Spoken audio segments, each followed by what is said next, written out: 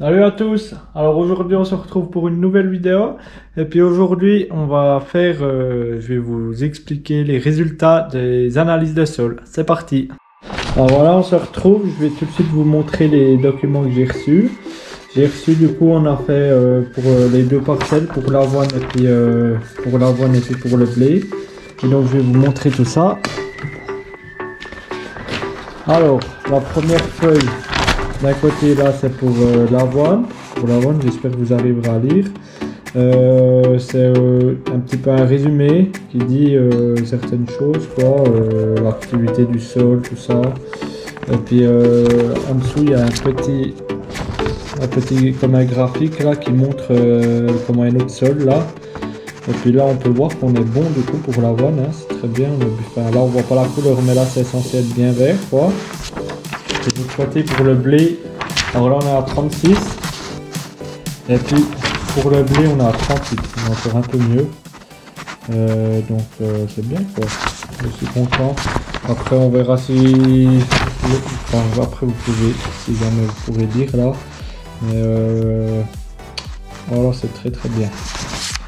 Ensuite on a les feuilles qui nous intéressent avec ici.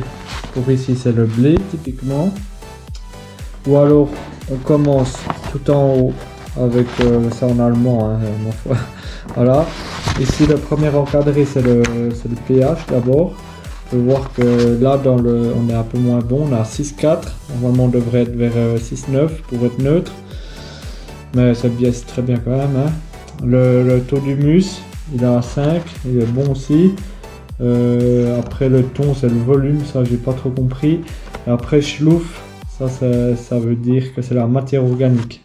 Qu'est-ce que je dis, pardon, l'humus, ouais, c'est plutôt la matière organique, qu'est-ce que je dis. Et puis schlouf c'est le taux d'argile qu'il y a dans le sol, on est à 31% là. Voilà.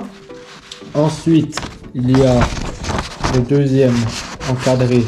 Ça montre ce qu'il y a dans le sol maintenant. Pour ça c'est la méthode avec je sais pas exactement comment ils font, mais ça s'appelle comme ça, quoi.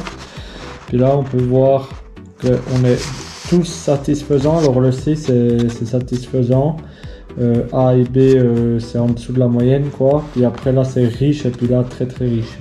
Puis on peut voir qu'en phosphore et puis en potassium on est ce qu'il faut, quoi, hein, on pourrait un petit peu, mais on est bon. Et puis au magnésium on est très riche, hein. C'est du fait sûrement qu'on met on met de la chaux chaque année. Et puis voilà, c'est avec du magnésium dedans, donc c'est très bien. Et ensuite ici en bas on a la méthode AAE10. Ça c'est la méthode qui nous dit qu'est-ce qu'il y a dans le sol, les réserves, quoi, en fait. On peut voir le phosphore de nouveau, le phosphate et puis le magnésium. Là on peut voir que du coup le phosphore on est bon, hein, tout juste bon. Et puis le phosphate et puis la potasse, qu'est-ce que je dis, la potasse et le magnésium on est archi bon, hein, on est en E, hyper riche. Voilà. C'est surtout ça qui va nous intéresser après pour pouvoir faire notre plan de fumure. Et maintenant ça c'est tout des autres éléments là qu'on va pas prendre en compte mais qui sont aussi intéressants. C'est que on est toujours bon, qu'on est au moins toujours dans le C, donc c'est très bien. Et à la fin il nous recommande un petit peu qu'est-ce qu'il faudrait ajouter. Alors on va tout de suite pouvoir regarder par rapport à notre plan de fumure. Après on regardera qu'est-ce qui est si ça change beaucoup bien pas. Et puis si on prend l'autre feuille, c'est à peu près identique, quoi, hein. Il n'y a pas de grande différence, quoi, puisque c'est la même parcelle, quoi, parce qu'elle a été coupée en deux, puis voilà, quoi.